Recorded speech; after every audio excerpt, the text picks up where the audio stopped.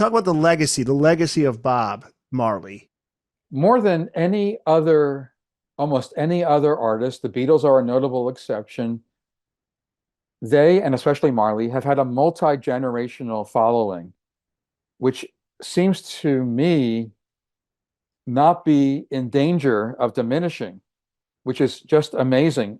I mean, Elvis Presley is a great artist. Everyone knows who he is, but really, not as many people listen to and buy his records as they did, like even in the 1990s or in 2000. Doesn't mean he's any less of an artist, but he doesn't have that eternal appeal and mystique.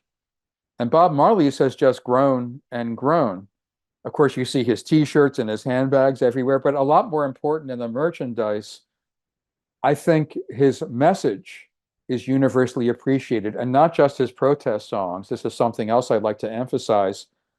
He had a lot of songs about celebrating, songs about romance. He was a multi-dimensional artist, but he was very skilled at sort of distilling the message to lyrics that were intelligent, but very easily grasped and understood, including by people who don't speak English as their primary language.